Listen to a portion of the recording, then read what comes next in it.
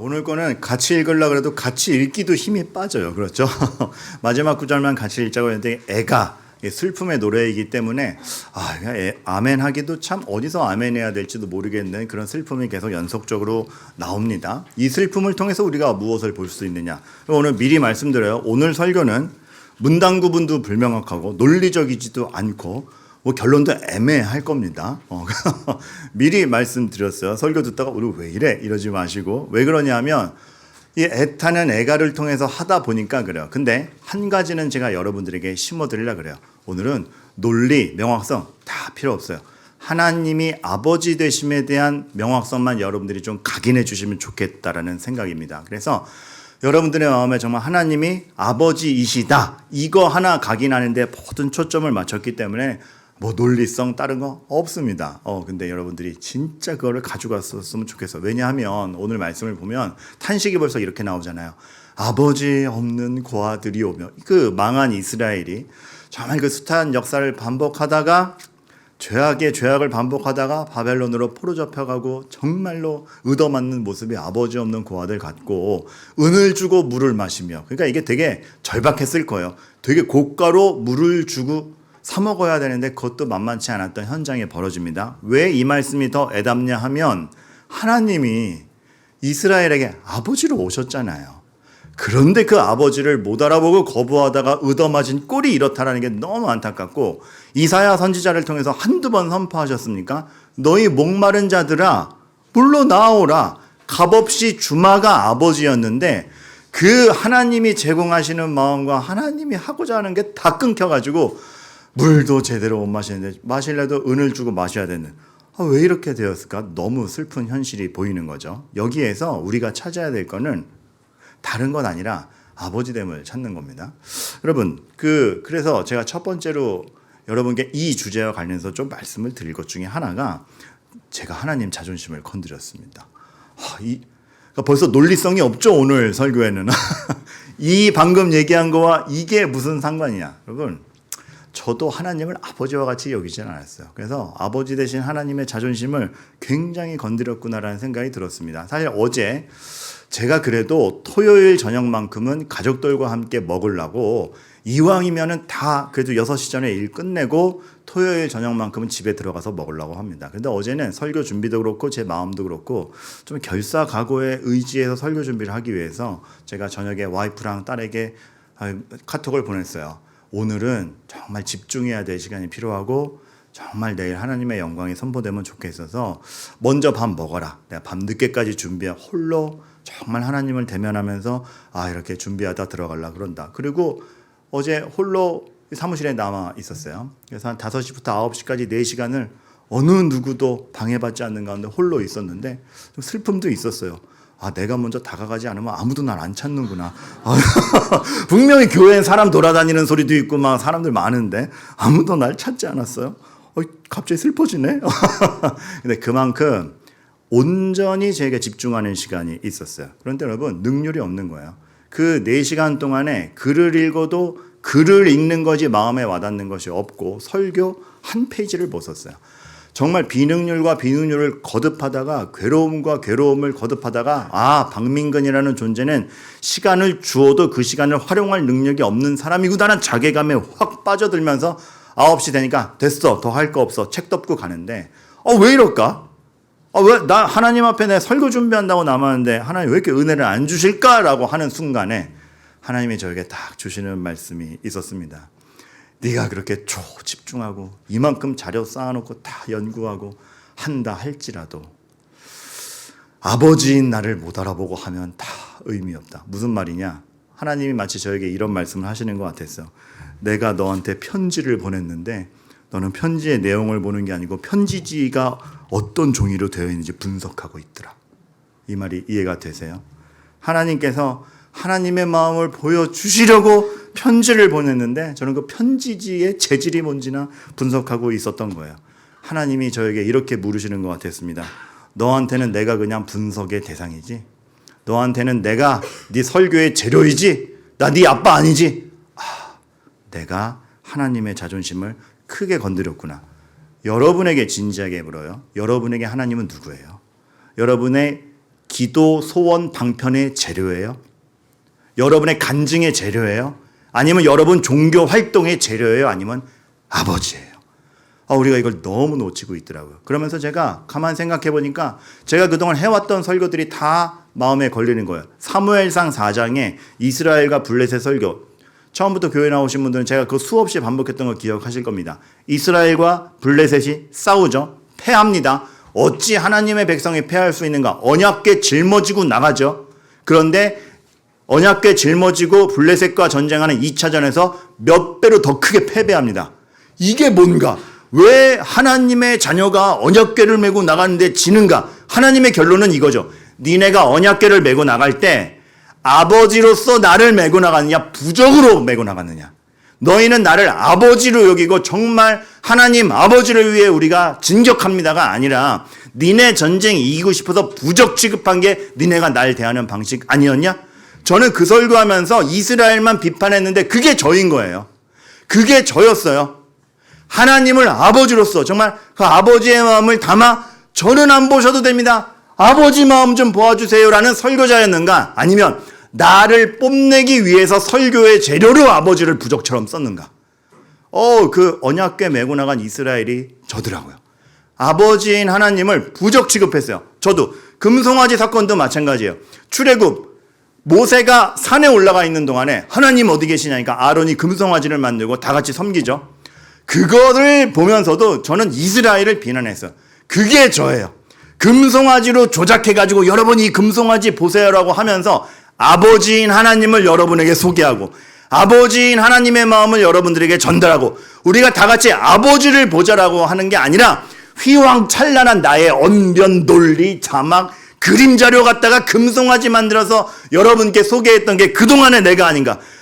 주여, 내가 하나님의 자존심을, 아버지의 자존심을 건드렸나이다. 아주 통곡하게 되더라고요.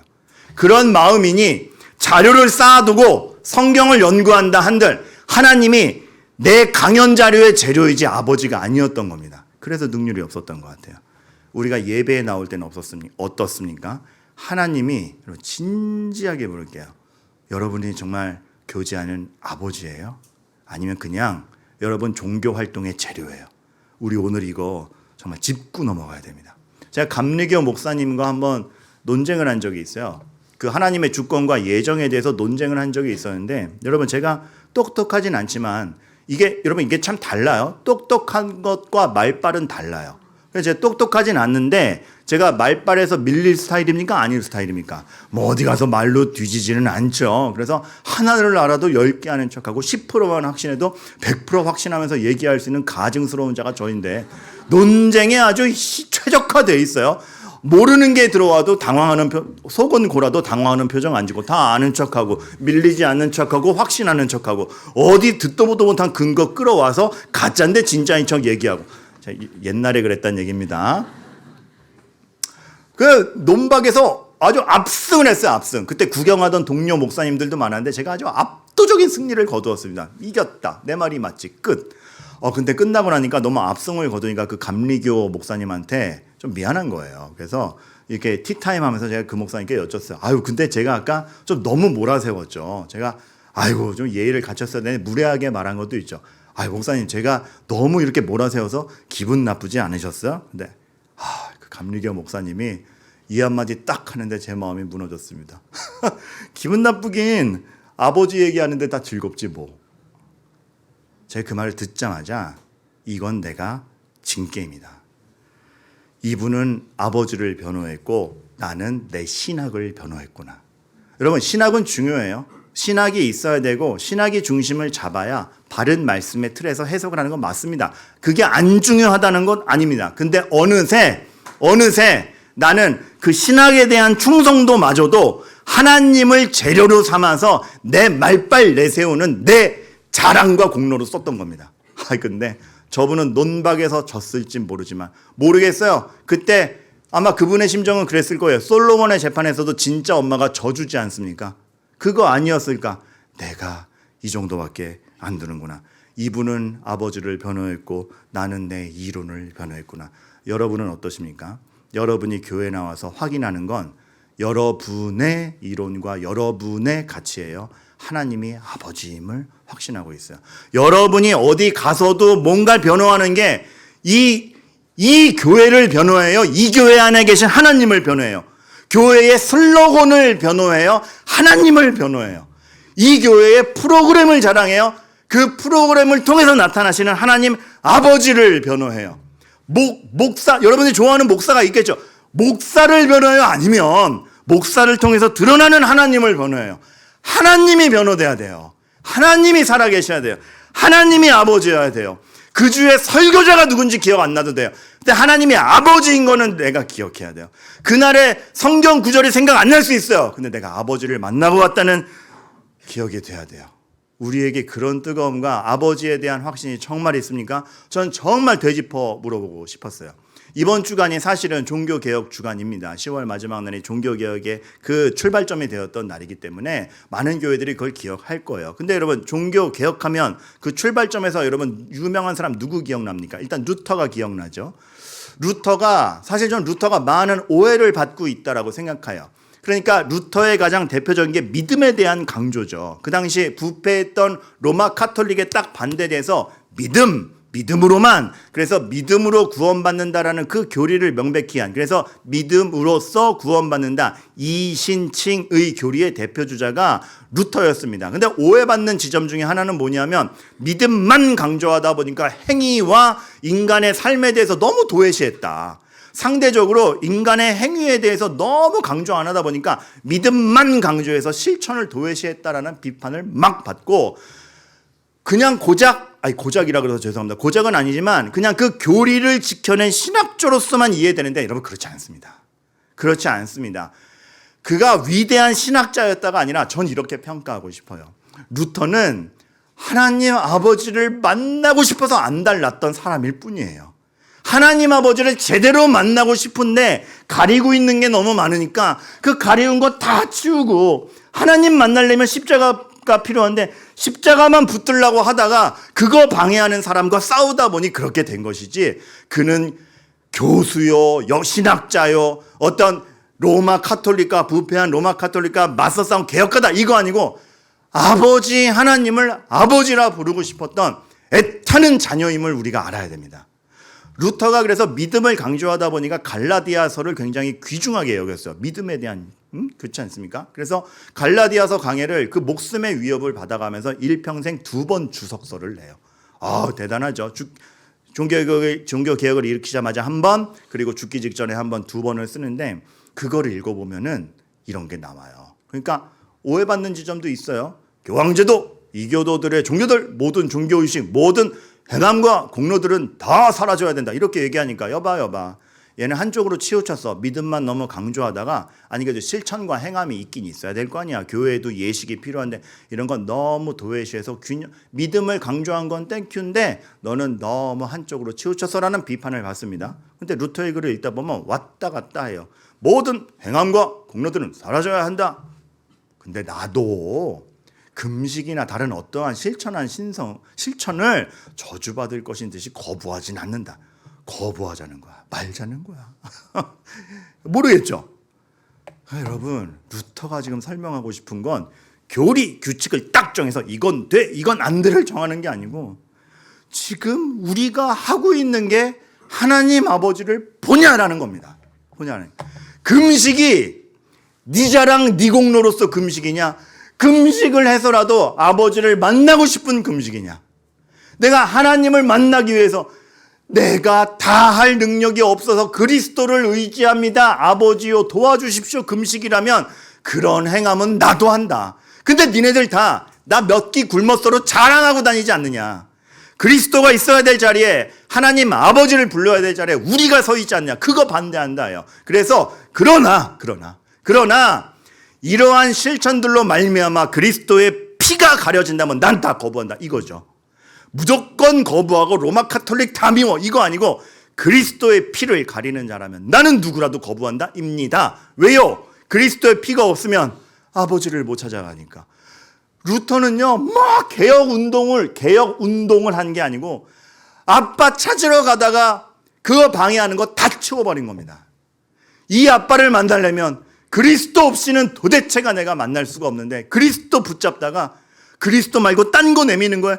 그리스도 말고는 필요 없어. 왜 없는 거 얘기해? 하다가 싸움이 일어난 거일 뿐이에요. 우리에게, 여러분에게 그 그리스도에 대한 집중력과 필요성과 아버지를 찾고자 하는 애타는 마음이 있습니까?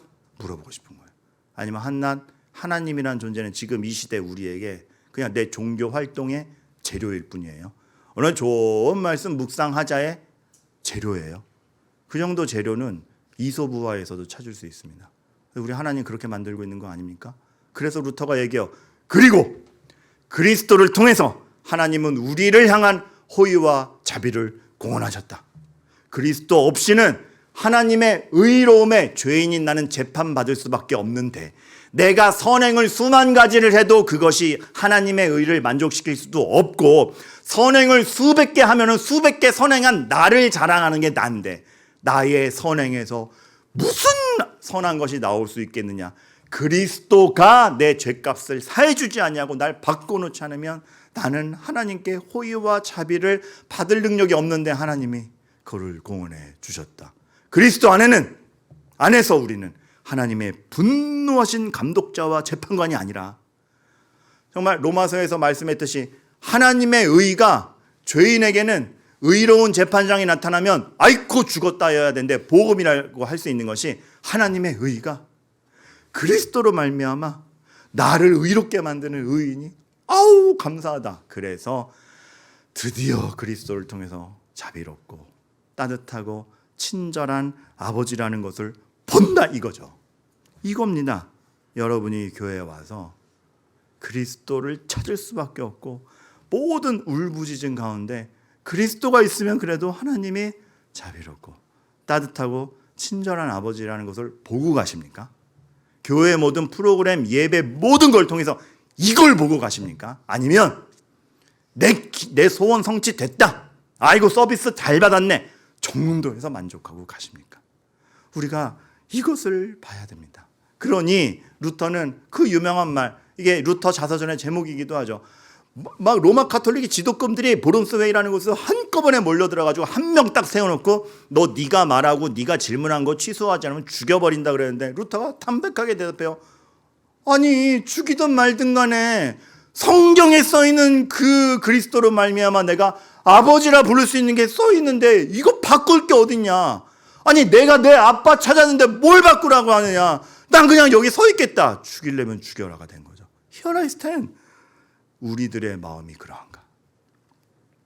우리가 예배의 자리에 서 있을 때 세상의 맹공세 같은 그 많은 불합리한 공격 같은 것 속에서 또 가치관의 충돌 속에서 우리가 그렇게 서 있는가. 여러분 요즘 이런 생각이 들어요. 제가 유학 가려고 할 때 조직신학 중에서도 변증학으로 유학을 가려고 그랬거든요. 논박에 있어서 관심이 많았기 때문에. 근데 요즘에 어떠한 논박보다도 하나님이 아버지임을 확신하는 자의 말이 가장 강하다. 이게 제 확신이에요. 아니 아버지인데 뭐 아버지이기 때문에 해야만 되는 말, 아버지이기 때문에 실천해야 되는 것들, 그 아버지께 다가가는 길에 있어서 예수 그리스도의 십자가가 필요하다는 그 명백성, 그래서 십자가를 놓치지 않기 위해 벌벌 떠는 행동들이 오늘의 오래 참음이요 나의 믿음의 고백이요 오늘의 사랑의 실천일 텐데 이론 따져서가 아니라 하나님이 아버지인 것을 한다면 그것이 가장 설득력 있는 거 아닌가. 루터는 그 논적들 앞에서 이건 이래서 틀렸고 이건 이래서 틀렸고 하지 않고 딱 한마디 대답한 겁니다. Here I stand. 여러분은 어떠십니까? 오늘 말씀 너무 슬퍼요. 우리는 아버지 없는 고아들이 오며 아니 그 끝에 보는 겁니다. 탕자가 쥐염 열매 먹다가 난 아빠가 있잖아라고 돌아가는 것 같이 예레미야 애가의 슬픔은 니네 말 안 들으니까 이렇게 됐지 당해봐라가 아니라 그 울음 끝에 날 찾아오느냐? 여러분의 삶이 그러면 좋겠어요. 왜 나한테 이런 일이 생겨가 아니라 그 울음 끝에 아버지를 찾을 수 있기를 그걸 도와드리는 게 교회예요. 그런 어려움이 안 생깁니다. 기도하면 그런 어려움 다 물러갑니다. 그렇게 되지도 않거니와 그것이 아니라 거기서 아버지를 찾아드리는 게 교회의 역할인 것 같아요. 잘한 설교가 무엇이냐? 아버지가 기억되면 돼요. 하나님이 내 아버지라서 내가 이번 주 살만 난다라는 확신만 있으면 전 그게 훌륭한 설교라고 생각합니다. 근데 여지껏 저는 그냥 하나님이라는 재료 삼아서 제 발발만 돼서 왔나 봅니다. 죄송한 부분이죠. 스승님을 찾아가서 다 이제 연로하셔가지고 많이 오래 만나지도 못해요. 잠깐 시간을 내서 만났는데 중요하게 하신 말씀이 있어요. 박 목사, 사람들이 모르는 게 뭐냐 하면 세상에서 답이 없는 게 복인 줄 몰라. 마음에 훅 들어오는 거예요. 사람들은 답을 달라 그러고 답을 쟁취하려고 그러는데 세상에서 답이 없는 게 복인 줄 몰라. 이게 저한테는 이런 의미로 들어왔습니다. 내가 언변이 좋아서 기도를 안 하면 그게 저주 아닌가? 여러분, 제가 뭐가 있습니까? 재산이 있습니까? 명예가 있습니까? 연륜이 있습니까? 키가 있습니까? 제가 딱 하나 여러분들에게 자랑할 거 하나가 혓바닥인데 언변 빼면 저는 아무것도 남지 않아요. 그래서 하나님 저에게 언변만큼은 정말 하나님 말씀 전하는데 쓰겠습니다. 기도 제목인데 심지어 이런 생각이 들더라고요. 그래서 하나님이 계속 발전시켜서 나한테 좋은 언변을 주시면 언변이 좋아서 기도를 안 하면 그게 저주 아닌가? 언변이 좋아서 오늘 설교 잘했다. 하나님은 드러나지도 않았는데 내 논리에 내가 취해서 그래서 하나님을 안 찾으면 그게 저주 아닌가? 내가 돈이 많아서 아버지의 필요성을 많으면 그게 저주 아닌가? 내 기도 제목이 다 성취되어서 더 이상 기도하지 않으면 그게 저주 아닌가? 오히려 답이 없어서 헤매서 울어서 아버지를 찾으면 그게 복이 아닌가? 우리는 아버지 없는 고아들이 오며 그래서 아버지가 필요한데 하나님이 아버지 아니십니까?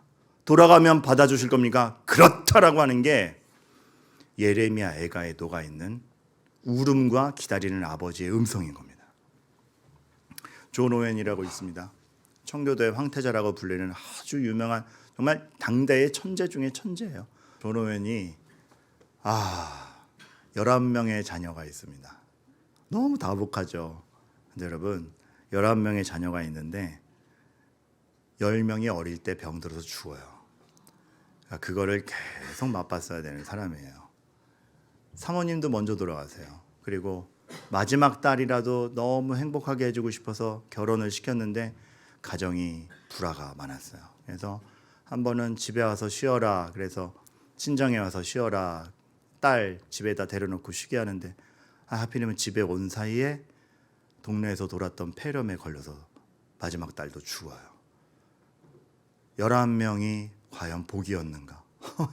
듣기만 해도 미치겠죠. 그런데 그 존 오웬이 그런 삶을 가진 존 오웬이 저 그러고 집에 있는 존 오웬의 책을 딱 읽을 때마다 미치겠는 거예요. 그런 것을 겪어내면서 그리스도의 영광이라는 책을 집필해요. 그리고 그 그리스도의 영광에서 이렇게 얘기를 하죠. 다니엘 12장 13절 너는 가서 마지막을 기다리라. 우리 인생 우리 손 안에 있지 않다.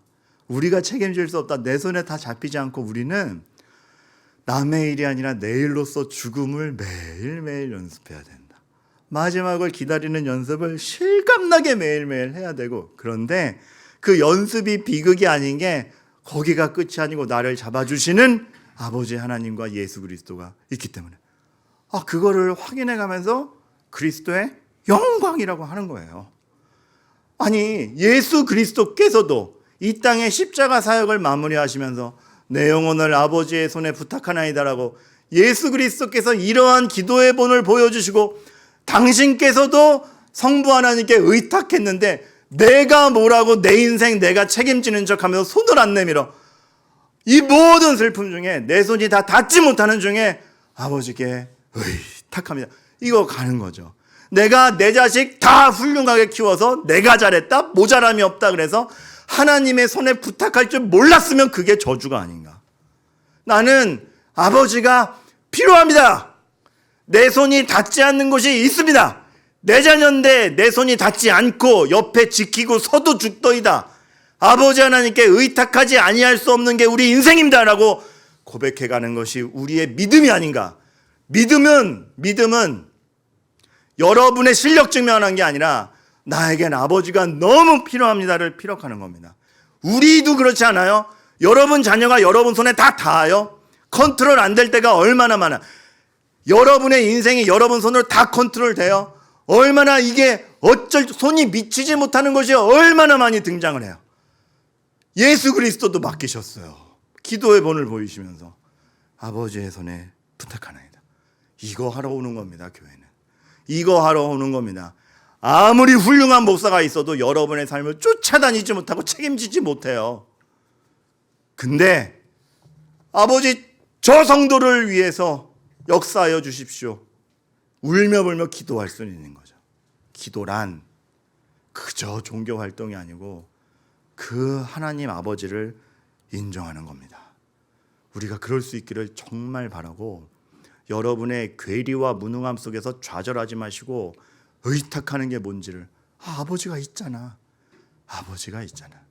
그래서 세상이 쥐어지지 못하지만 세상이 해결자도 아니고 심판자도 아니었고 오직 아버지 하나님만이 해결자요 심판자인데 그 심판자가 내 아버지니 나의 소망이 되는구나를 울음 속에서 묵직하게 가져가는 게, 예레미야, 애가의 울음 속에서 그걸 묵직하게 가져가는 게 우리 인생입니다. 사실 상황과 정도만 다르지 여러분들 다 이런 울음 있지 않아요? 정도만 다르지 다 이런 울음 있지 않아요? 은을 주고 물을 사 먹어야 됩니다. 여러분의 오늘 하루 아니에요? 절박하잖아요. 뭐가 안 되잖아요. 거기서 아버지를 확신하셔야 됩니다. 아버지가 여러분을 어떻게 끌고 가셨는지를 보아야 됩니다. 그러면서 저는 목사가 뭔가라는 고민을 어제 많이 했어요. 목사는 뭔가, 제가 멋진 사람이길 바랬나 봅니다. 목사란 멋지고 본이 되고 정말 누가 봐도 자랑스러워할 모양새를 제가 목사라고 생각했나 봅니다. 아닙니다. 울며 불며 넘어질지라도 진흙탕에 있을지라도 우리에겐 그리스도가 필요합니다를 보여주는 게 목사더라고요. 성도가 뭔가, 나 이만큼 잘 됐다가 아니고 나에겐 그리스도가 필요 없는 날이 없으며 하나님이 아버지가 아닌 날이 없다를 얘기할 수 있는 게 성도입니다. 여러분 되게 웃긴 게 뭐냐면 우리는 죄에 대한 경계도 우리 상상력만큼 합니다. 그래서 명백한 죄인데 내가 감지 못하면 죄가 아니라고 여기는 게 우리들이에요. 그래서 무서운 거예요. 내가 감지하지 못하면 명백한 죄인데 죄라고 생각지 않아. 이스라엘이 그러다가 무너졌죠.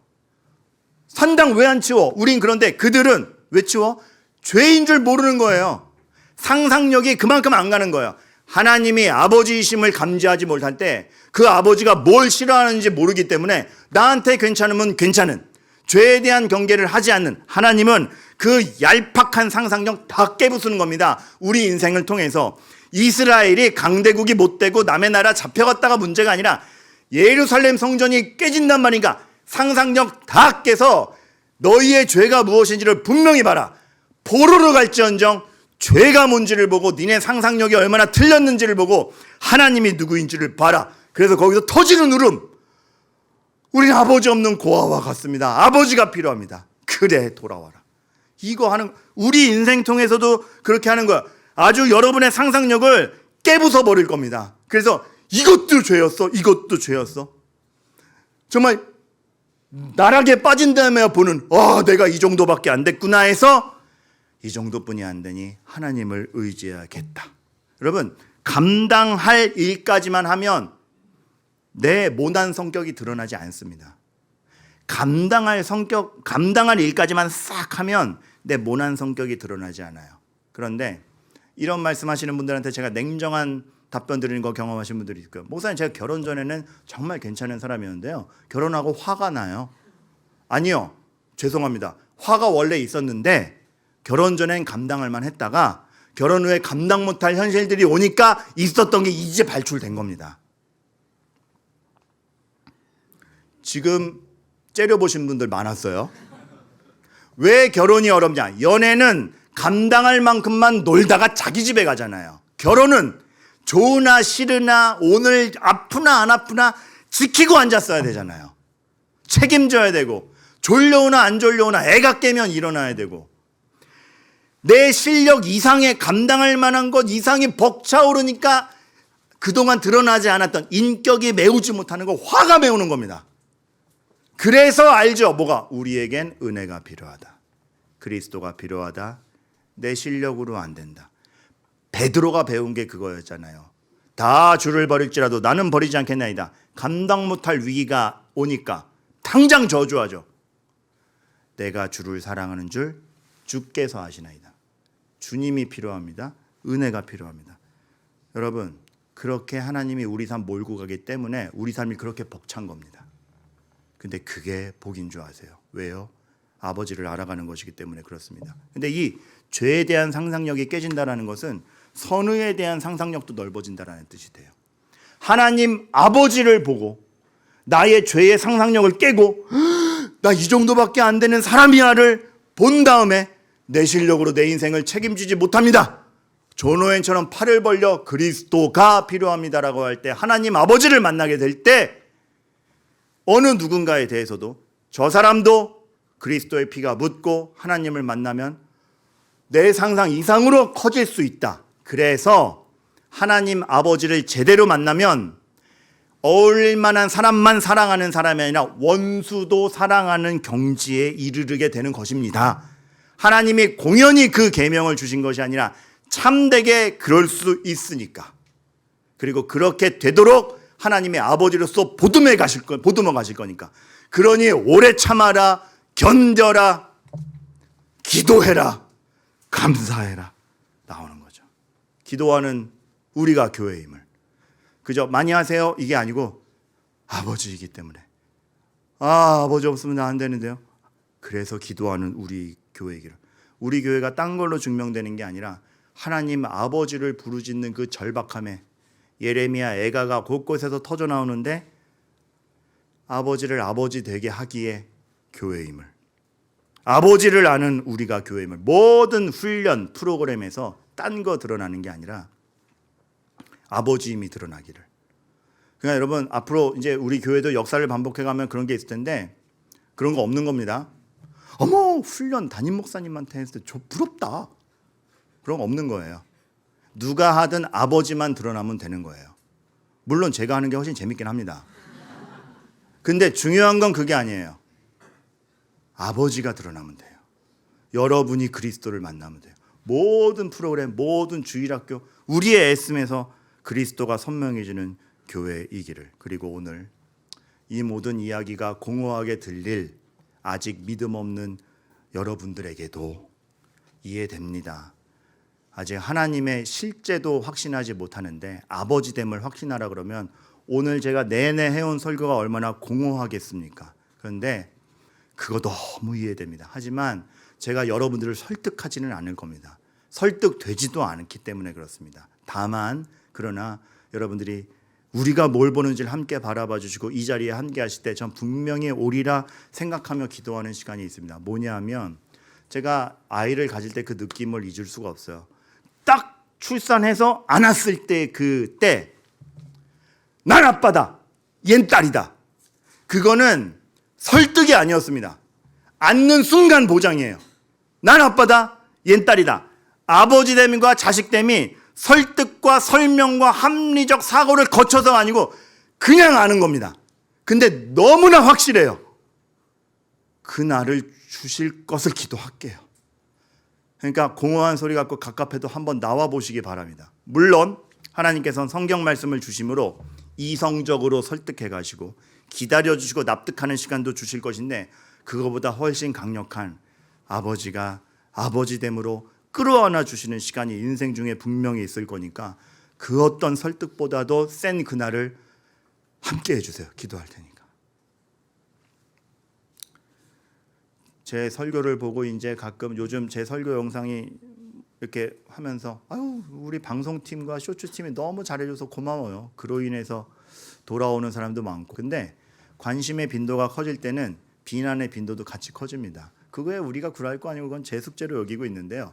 근데 아무래도 이게 설교는 부각되는 부분들은 되게 핵심적인 부분이잖아요. 그러다 보니까 그것만 딱 잘라서 보면 오해를 할 수 있는 것도 사실입니다. 지난주 같은 경우에도 제 영상 중에 하나가 여러분들은 맥락을 다 아시니까 보겠지만 은혜가 횡단보도를 못 넘어가 이런 장면이 있지 않습니까? 근데 우리는 뭐 설명 다 듣고 맥락을 아니까 그치 하고 딱 받아들이는데 그것만 보면 어떨까요? 갑자기 하는데 이상한 남자가 나와가지고 횡단보도를 못 넘어가요. 뭐야 이거 하겠죠. 딱 댓글이 왔어요. 이런 게 설교라니 한심하기 짝이 없다. 제가 그분에게 아버지를 아는 사람으로서 메시지를 보내려고 그래요. 처음에 그 댓글을 보자마자는 일주일 내내 심란했어요. 마음이 그랬어요. 너의 삼족을 멸하리라. 진심이었어, 진심. 반드시 찾아내요. 너는 댓글에 네 아이디를 남긴 게 평생의 후회가 되게 해주마. 내가 얼마나 집요한지를 보여주마. 근데 아버지됨의 마음에서 다르게 메시지가 써지는 거예요. 이해가 안 되시겠지만 사람들에게, 성도들에게 아버지를 소개하고 싶어서 그런 오바도 했답니다. 그걸 같이 보아주세요. 안 보냈어요. 왜냐하면 마음이 또 바뀌었어요. 그래서 오늘 다 일정 마치고 오늘 보내려고 하는데 오히려 이렇게 보내려고 그래요. 그럼 변명도 없어요. 제가 당신께 아버지를 못 보여드려서 죄송합니다. 저 때문에 가로막히지 마시고 좋은 교회 많으니까 꼭 하나님 아버지를 제대로 보여주는 곳을 만나시기 바랍니다. 그 사람한테 제가 뭐로 기억되는 건 중요하지 않아요. 그가 아버지를 만나는 게 중요한데 하물며 저와 함께 같은 공간에서 예배 드리시는 여러분들이랴 애타게 찾으시는 아버지를 함께 확신해가는 저와 여러분들 되기를 주님의 이름으로 축원합니다. 그래서 오늘 찬양 나의 하나님, 나의 하나님, 나의 사랑, 너는 어여쁘고 참귀하다. 내가 사랑스럽지 않을 때 너를 온전히 사랑하고 아버지 그랬군요. 너와 함께하려 내가 왔노라. 그렇다라면 주 알기를 주만 보기를 내가 소망해야겠다. 오늘 들으신 말씀 기억하며 이 찬양합니다.